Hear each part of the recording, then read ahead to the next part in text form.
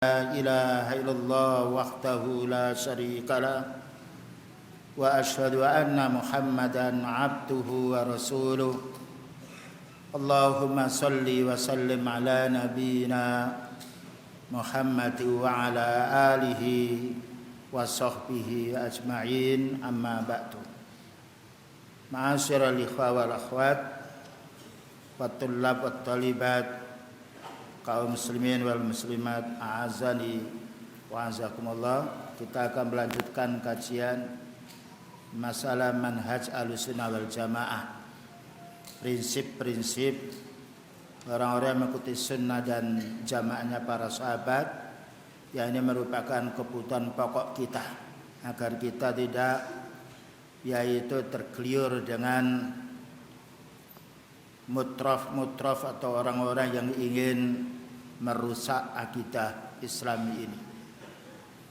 Kita lanjutkan dalam kitab Al-Mukhtasar Al-Khasis fi Bayan Usuli Manhajis Salaf Ashabil Hadis nomor halaman 217.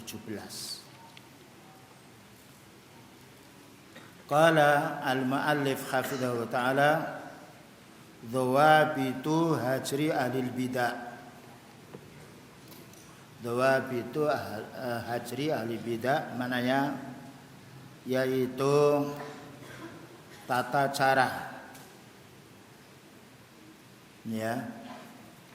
bagaimana menghajar ahli bid'ah. Jadi semua punya kaidah atau kaidah tata cara untuk menghajar ahli bid'ah.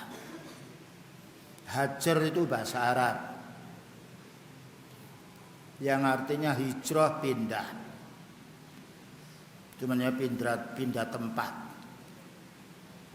Sedangkan ahli bid'ah adalah orang-orang yang melakukan kebid'ahan yang menyimpang sunnah.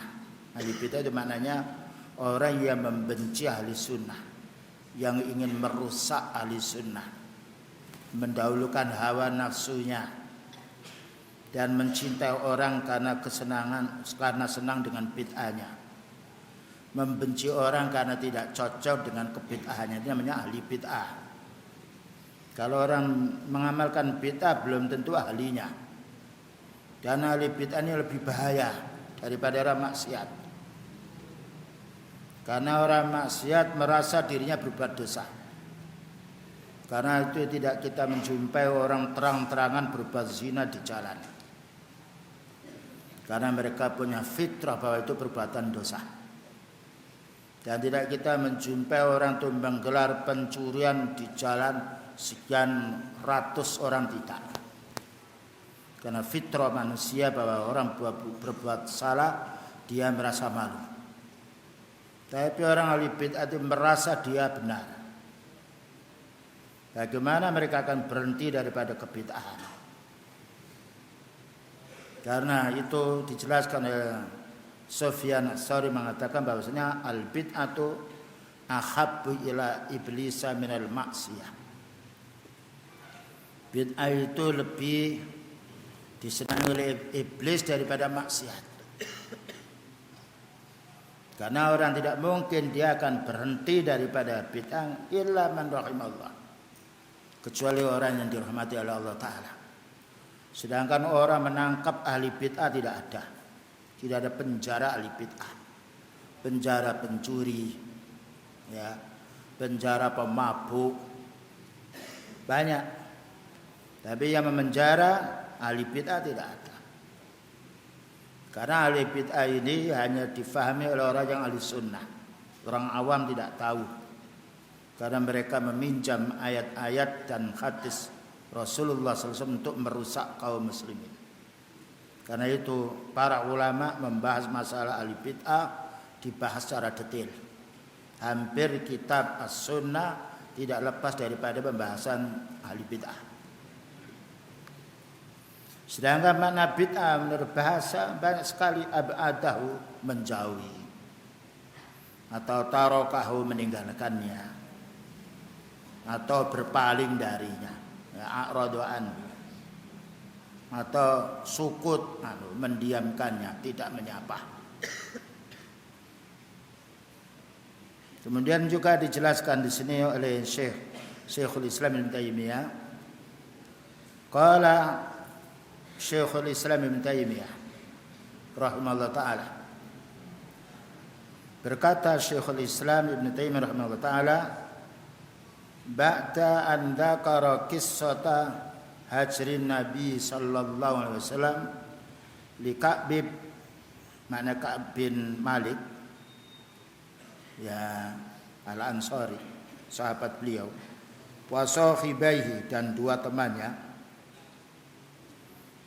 Yang mana Ibnu Taimiyah menjelaskan setelah menyebutkan kisahnya penghajaran ya Rasulullah sallallahu alaihi wasallam kepada sahabatnya Ka'ab bin Malik dan dua temannya. Dua temannya itu maknanya yaitu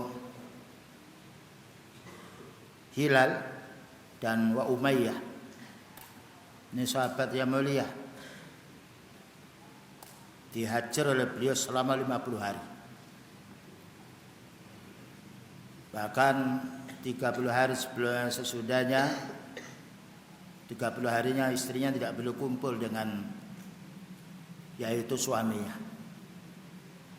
Dan ini menunjukkan bahwa yang menghajar itu adalah orang punya ilmu. Karena beliau menghajar sahabatnya. Tidak ada sahabat yang menghajar Rasulullah sallallahu alaihi wasallam. Sekarang berapa banyak orang tidak punya ilmu menghajar. Karena apa? Taklid kepada orangnya. Menghajar itu harus ikhlas karena Allah, bukan karena kebencian. Dan betul-betul harus mengerti, bukan orang yang punya ilmu yang dihajar. Sekarang kabur. Kalau sudah tidak cocok suatu masalah, dengan makanya mereka itu hidupnya selalu pecah belah, selalu menghajar dengan temannya sendiri, karena hawa nafsu tidak akan bisa bersatu. Ini kaidah yang harus kita fahami, yang menghajar harus orang punya ilmu. Dan yang dihajar itu ada maslahahnya. Kalau tidak ada maslahah, tidak perlu. Ada orang satu kampung dia ahli bid'ah banyak, yang ahli sunnah 2. Mengajar tidak ada faedahnya. Ya, harus kaidah yang harus kita fahami. Wa amaral muslimina bi hajrihim, dan beliau Rasulullah SAW menyuruh orang muslim agar menghajar, mendiamkan mereka, tidak menyapa, tidak menyampaikan salam, dan berpaling. Ya, dan ada waktu pula. Ini yang pertama. Yang nomor 2, wa amara Umaru radhiyallahu anhu ma'al muslimina bihajri Subair, dan juga memerintah Umar khalifah radhiyallahu anhu yang kedua. Beliau menghajar ya, dan memerintah orang muslim agar mendiamkan Subair, yang memerintah khalifah. Jadi bukan sembarang orang.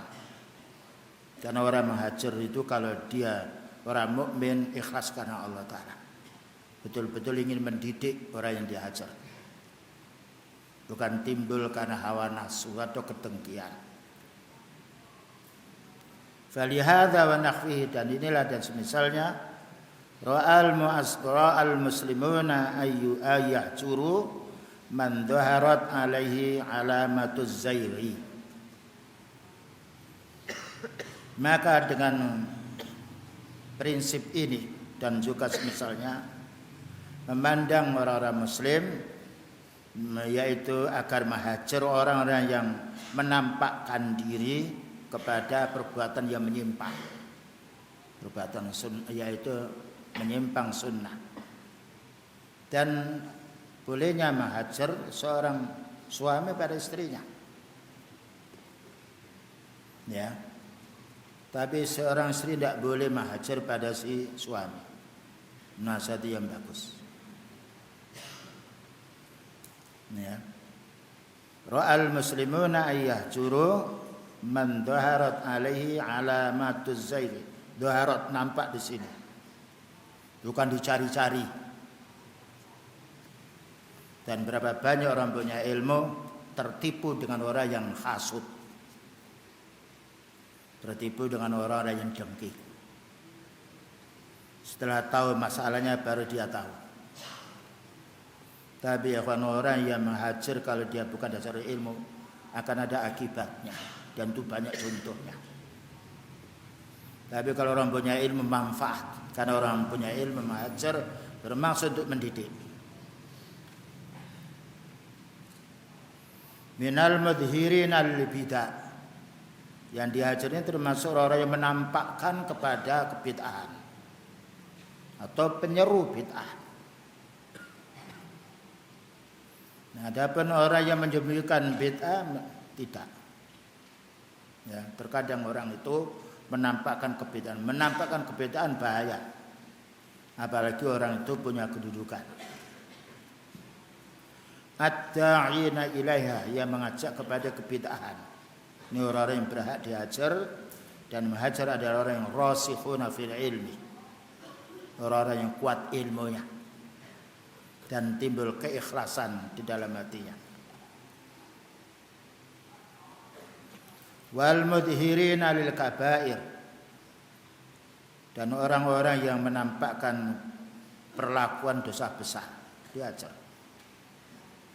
Yang berhak mengajar adalah orang yang punya kekuasaan. Seorang tua terhadap anak boleh. Seorang ustadz terhadap yaitu santrinya, skors. Tidak boleh masuk sekian jam. Itu namanya hajar. Hajar mu'aqqad. Atau dipulangkan. Tapi bukan berarti orang dihajar itu dia kafir, bukan. Itu didikan. Taktib, memberikan peringatan. Fa amma man kana mustatiran bi maksiatin. Adapun orang yang menyembunyikan maksiatnya tidak terang-terangan. Karena dibedakan antara yang terang-terangan dan menyembunyikan. Kalau terang-terangan mendakwai orang secara umum, orang awam. Kalau menyembunyikan madaratnya untuk dirinya sendiri, tidak berpengaruh pada yang lain. Fa amma man kana mustatiran bi maksiatin, ada orang yang menyembunyikan dirinya dengan perlakuan dosanya atau maksiatnya, au musirran li bid'atin, atau merahasiakan dia mengamalkan bid'ah, tentunya ghairi mukaffiratin, bid'ah yang tidak sampai menuju kepada kufur. Jadi dosa itu ada yang menuju sampai kufur. Demikian juga bid'ah. Karena bid'ah dan dosa dan kufur itu saudaranya. Ada kufur yang kharijun minal millah, ada yang kufrun duna kufrin. Demikian juga bid'ah, ada yang mengeluarkan dirinya dari din, seperti manggil-manggil orang mati. Ya, menganggap dirinya bahwasanya bisa mendatangkan manfaat dan menolak bala. Yang itu adalah haknya Allah, jatuh kepada kekufuran. Nah, seperti itu kita tidak boleh sholat di depannya. Fa inna hadza la yuhjaru. Maka seperti ini tidak boleh kita diamkan, tidak kita sapa. Ya, kita nasihati, kita dekati. Ya, kita nasihati. Ya, karena dia tidak menampakkan kebid'ahnya di tengah umum. Dan bisa jadi mereka tidak menampakkan ini, kalau menampakkan takut, ya, kepada temannya atau yang lain. Jadi orang melakukan bid'ah, kadang-kalanya dia terpaksa, lingkungannya seperti itu. Dan kadang-kalanya pula ya karena kekhawatiran urusan hal-hal dunianya. Tetapi selagi tidak menampakkan dia dan kebid'ahnya belum sampai menuju kepada kekufuran, maka fa inna hadza la yuhjar. Ini tidak boleh kita diamkan. Kita dakwai, kita dekati. Dan kita nasihati. Ad-dinu an-nasihah. Berapa banyak orang menerima nasihat kembali pada yang hak karena menerima nasihat. Allah berfirman, fadzakir in nafa'atidz dzikra sayadzakaru may yakhsha. Maka berilah peringatan wahai Nabi, karena peringatan itu mesti ada manfaatnya, terutama bagi orang yang takut kepada Allah. Fadzakir fa inna dzikra tanfa'ul mu'minin. Dalam surat Ad-Dzariyat, maka ingatkanlah karena peringatan pasti akan bermanfaat untuk orang beriman. Itu baiknya nasihati. Makanya ketika kita menasihati secara umum tidak menunjuk perorangan. Membahas masalah bid'ah kita tidak menunjuk perorangan karena nasihat untuk amatul muslimin. Kalau menasihati secara khusus kita datangi. Nah, wa inna ma yuhjaru da'i ilal bid'ati. Tetapi yang dihajar, yang didiamkan, yang dijauhi, yang tidak kita bersalam kepadanya, tidak menjawab salamnya, tidak pula mengunjungi, tidak pula menyapa, tidak pula kita mau disapa. Ini orang-orang yang menyeru kepada kebid'ahan. Dibedakan antara orang yang mengamalkan bid'ah dan penyeru bid'ah. Penyeru bid'ah adalah orang-orang merusak sunnah. Pengamal bid'ah kadang-kala dia tidak tahu. Yang kadang-kala banyak menerima yang hak. Sekarang berapa banyak orang masuk kepada ahli sunnah dengan dakwah yang menyebar. Mereka pergi dari kelompok-kelompok hizbi, keluar dari kelompok-kelompok organisasi yang fanatik. Karena apa? Ilmu. Jadi perlu kita sebarkan ilmu. Dan ketika mereka sudah mendalami ilmu, tahu mereka mengungkapkan kebid'ahannya sendiri. Akan juga menasihati pimpinannya yang ahli bid'ah.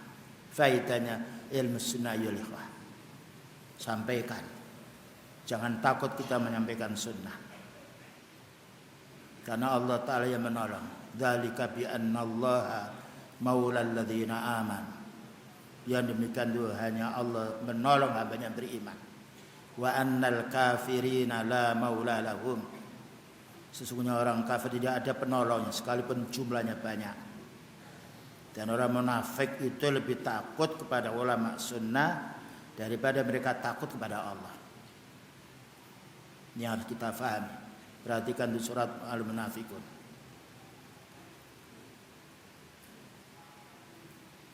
Idil hajru na'un minal uqubah. Sebab menghajar, mendiamkan, tidak menyapa, ya, tidak pula berbicara dengan dia, tidak bergaul itu bagian daripada hukuman dia supaya berhenti dia. Wa inna ma yu'aqabu man adharul maksiata qaulan aw amalan.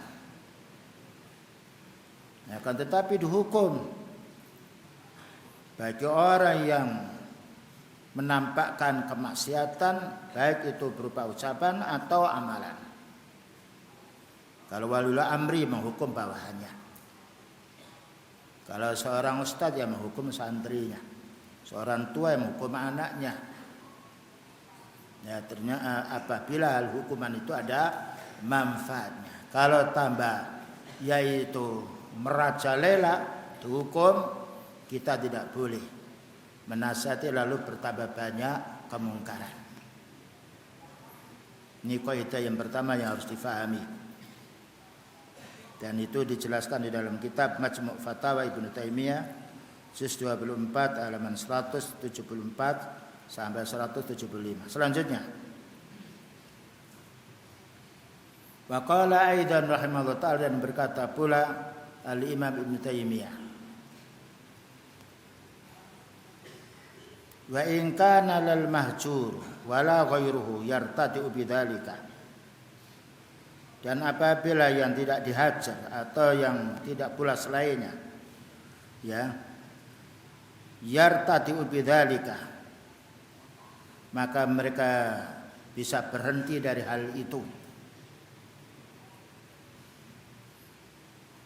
Bal yazidu syarra, bahkan bertambah buruknya. Jadi apabila dihajar tambah buruk dia. Karena dia punya kekuasaan, punya wilayah, dan banyak yaitu pengagum, ya, orang-orang ahli bid'ah ini. Wal hajiru dhaif, yang menghajar itu lemah. Ya, yang menghajar lemah, tidak punya kekuatan. Bihaitsu yakunu mafsadata dzalika rajihatan ala maslahati, yang mana kerusakannya apabila dihajar orang ahli bid'ah ini lebih kuat daripada maslahnya, lam yusra al hajru, tidak disyariatkan kita untuk menghajar. Ini kaidah yang harus kita fahami. Jadi orang menghajar itu harus melihat pertimbangan, melihat kondisi yang dihajar, dan juga melihat dirinya. Nah, karena kita tidak boleh asal tahu dalil tidak tahu penerapannya. Kita harus tahu pula kaidah-kaidah oleh para ulama sunnah. Wal hajar dhaif, yang hajar lemah. Bukan seorang nabi, bukan seorang sahabat, bukan seorang ulama sunnah. Bihaitsu yakunu mafsadatu dzalika rajihatan ala maslahati, yang mana kerusakannya lebih besar, lebih kuat daripada maslahnya, lam yusra al hajr, tidak disyariatkan untuk menghajar. Kita beristighfar, mohon kepada Allah Ta'ala untuk mendapatkan petunjuk mereka-mereka ini. Bal yakunu ta'lifu li ba'dhin nasi anfa'a minal hajri. Bahkan atau tetapi berlaku lembut sebagian manusia itu lebih bermanfaat daripada kita menghajar. Dan berapa banyak sekarang ketika mereka tertipu dengan orang-orang yang hasud, dengki, menghajar. Setelah mendengarkan taklim sunnah dan tahu kocar kacir mereka datang 5 tahun baru datang, maaf Ustaz, saya punya dosa, 3 tahun lagi datang dari Jakarta datang ke rumah, menyambung enggak apa-apa. Allah Ta'ala pemaaf, kita harus marah datang, karena ilmu tidak bisa ditipu. Orang itu mengikuti hawa nafsu karena apa? Karena hasud, atau karena tidak punya ilmu. Orang Yahudi itu orang punya ilmu tapi hasud, dia dengki. Kalau orang sudah dengki, ilmu itu hilang, dia muncul menyembah hawa nafsunya. Allah berfirman, afara'aita man ittakhadha ilahahu hawahu fa adallahu Allahu ala ilmin wa khatama ala sam'ihi wa qalbihi wa ja'ala ala basarihi ghishawah. Belumkah kamu tahu wahai Nabi, orang yang menjadikan hawa nafsunya itu sebagai Tuhannya? Ini kita tidak boleh mengikuti hawa nafsu, tetapi kita harus kembali merujuk kepada Al-Quran dan Sunnah. Dan kita diwajibkan untuk memberantas hawa nafsu, karena nafsu itu menyuruh yang jelek. Innan nafsa la'ammaratun bisu', bahwa hawa nafsu mesti menyuruh yang jelek. Tidaklah bertengkar dalam rumah tangga karena sebabnya hawa nafsu. Tidaklah pula tetangga dengan tetangga bertengkar melainkan hawa nafsu. Teman satu yang bertengkar melainkan sebab hawa nafsu. Karena itu Allah Ta'ala berfirman, wala tattabi'il hawa fayudilluka an sabilillah. Jangan kamu ikuti hawa nafsu, karena hawa nafsu itu akan membendung kamu dari jalan Allah. Dan jumlah orang semacam itu banyak sekali. Semoga mereka istighfar dan tobat.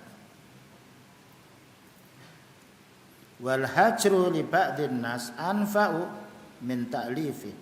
Dan terkadang menghajar sebagian manusia itu lebih manfaat daripada berlaku lembut. Ini melihat kondisinya. Jadi kita sebelum menghajar itu lihat bagaimana watak orang tersebut, dan bagaimana juga pengikut si dia ini.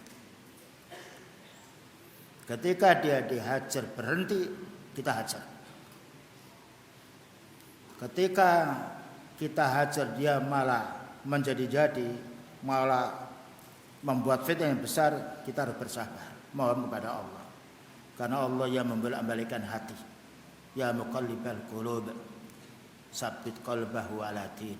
Wahai yang membolak-balikkan hati, ya Allah teguhkan hati dia itu menuju agama. Ya musarrifal qulub, sarrif qalbahu ala taati. Wahai yang membolak-balikkan hati, palingkan hati dia menuju kepada taat. Berdoa Karena Allah Ta'ala yang menjadikan hati manusia. Dan berapa banyak manfaatnya doa. Tetapi kadang-kala kalau manusia sudah didahulukan dengan hawa nafsu, lupa dia berdoa pada Allah. Walihada kana Nabi sallallahu alaihi wasallam yata'allafu qauman wa yahjuru akharina. Oleh karena itu adalah Nabi sallallahu alaihi wasallam berlaku lembut kepada satu kaum. Ya, karena ada manfaatnya. Wa yahjuru akharina, dan menghajar yang lain. Kama anna salasatal ladzina khulifu kanu khairan min aksari muallafati qulubihim. Sebagaimana sahabat beliau bertiga, yaitu Ka'ab bin Malik al-Ansari as-Sulami, demikian juga dua temannya ya yang dihajar oleh Rasulullah sallallahu alaihi wasallam, yang mana karena mereka itu menyelisihi perintahnya Rasulullah sallallahu alaihi wasallam, khulifu, tidak mau ikut perang Tabuk dengan tidak ada alasan. Kanu khairan, mereka itu lebih baik, min aksaril muallafati qulubihim, daripada banyaknya orang-orang yang perlu dipikat hatinya. Lima kana ulaika, karena mereka itu kanu satatan muta'ina, pemimpin yang ditaati oleh orang. yakni Ka'ab bin Malik al-Ansari, dia itu penyair ya, aslama qadiman, dia sudah lama masuk Islamnya, wa syahidal aqabata, dan juga menyaksikan perjanjian Aqabah, dan tetapi tidak ikut perang Badar. Namun suatu saat yaitu khilaf orang, punya kesalahan, tapi beliau mendidik sahabatnya ini, diajar 50 hari dan menjadi jeratnya. Akhirnya mereka diterima oleh Allah Ta'ala tobatnya.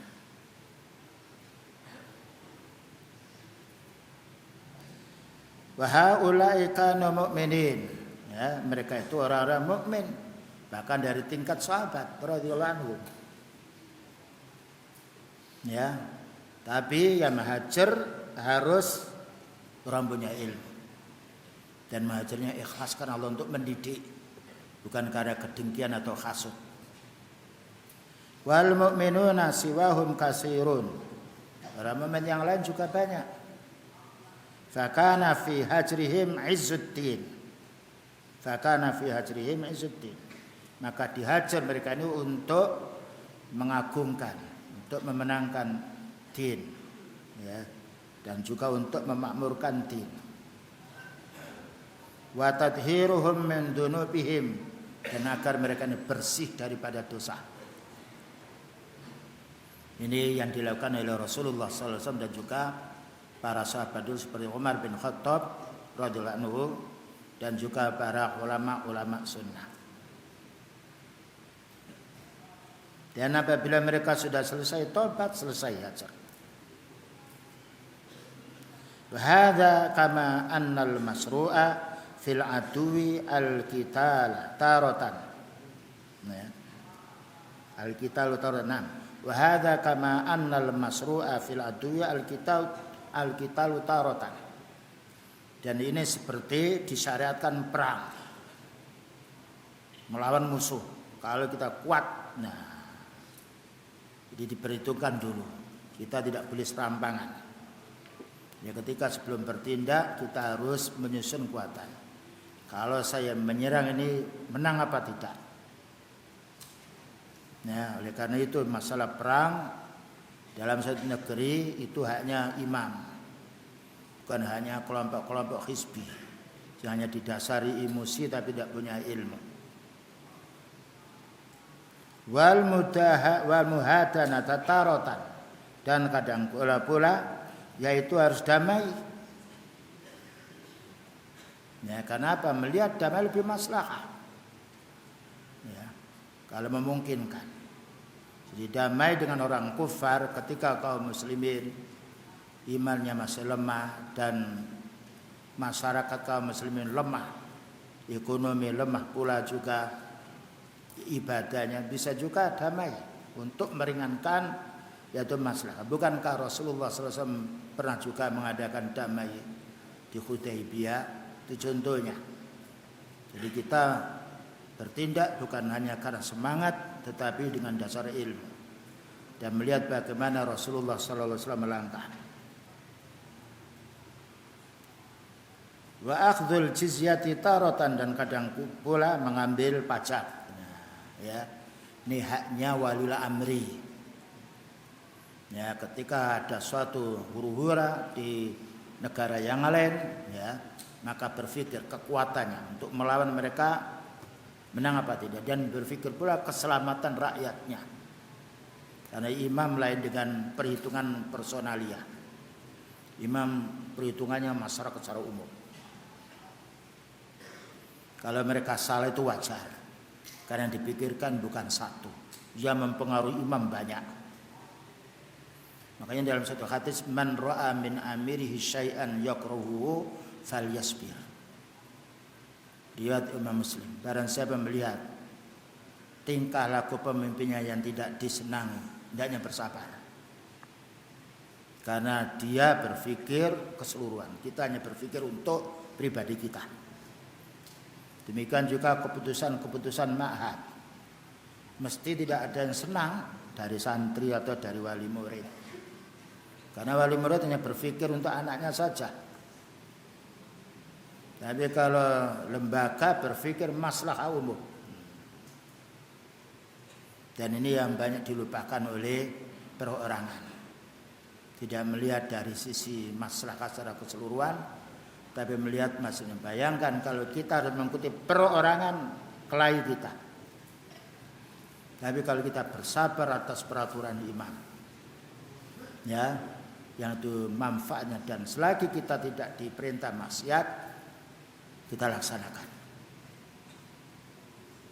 Wa in umira bi maksiatin fala sam'a wala ta'ah. Tapi kalau kita diperintah maksiat, tidak boleh melaksanakan. Tapi kita diam, tidak boleh berontak, tidak dilaksanakan saja. Karena pemimpin tidak maksum. Beda dengan perintahnya Rasulullah SAW dan perintahnya Allah Ta'ala dan perintahnya Rasulullah SAW. Ya ayyuhalladzina amanu atii'ullaha wa atii'ur rasul. Yang nomor 3, wa ulil amri minkum. Tidak ada kalimat wa atii'u. Jadi taat mutlak yang tidak boleh ditawar oleh kita, ketaatan kita pada Allah. Karena Allah merintah kita mesti maslahah, tidak ada madaratnya.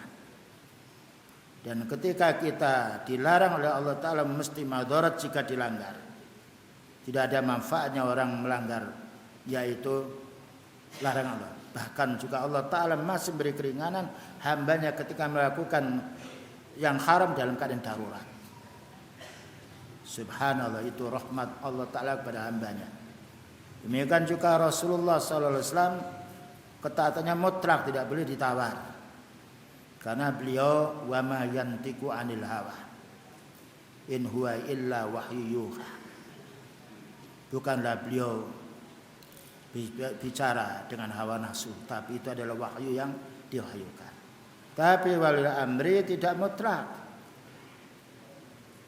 Bayangkan wasiatnya Khalifah Umar, kalau saya salah, potong leher saya dengan pedang. Subhanallah.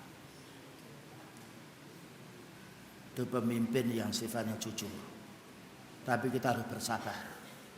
Namun bukan berarti kita harus mentaati semuanya perintahnya wal amri, tidak. Karena kita nanti akan berhadapan dengan Allah, bukan berhadapan dengan orang. Dan itu wal amri minkum dijelaskan oleh para ulama, minkum bukan minhum, minal muslimin. Dan kita disuruh bersabar. Kullu dzalika hasabal ahwal wal masalih. Ini semuanya ditinjau dari kondisinya dan juga maslahahnya. Yang tahu maslahah dan kondisi hanya orang punya ilmu.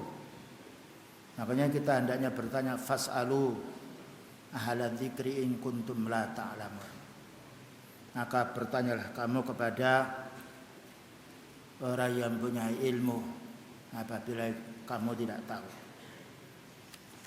Kama anna fihi dalilan ala anna hijran al-imam wal alimi wal muta'i, demikian juga seorang imam yang menghajar, ya, atau orang alim yang menghajar, atau orang-orang yang ahli taat yang menghajar, liman fa'ala ma yastaujibu al-adba, bagi orang yang berhak untuk ditegur atau dicela, wa yakunu hijranuhu lahu, maka berhak dia untuk menghajarnya, ya, menghajarnya. Dawaan, karena sebagai obat, bihaitsu la yad'afu an husul syifa, sekiranya yaitu tidak berkurang untuk mendapatkan pengobatan. Nah, orang punya ilmu, ya kan, asal orang punya ilmu bukan orang dengki. Orang paling bagus itu orang punya ilmu. Innama yakhshallaha min ibadihil ulama. Sesungguhnya yang paling takut kepada Allah melakukan dosa itu ulama. Dan tidak ada orang paling dermawan kecuali ulama. Ditanya dijelaskan. Beda orang punya ilmu duniawi yang punya keahlian tertentu, belum tentu kita menanya diberitahu. Itulah kebaikan Allah Ta'ala muliakan ulama. Yarfa'illahu alladhina amanu minkum walladhina utul ilma darajat. Maka Allah akan mengangkat derajat orang-orang beriman di antara kalian dan juga orang-orang yang berilmu.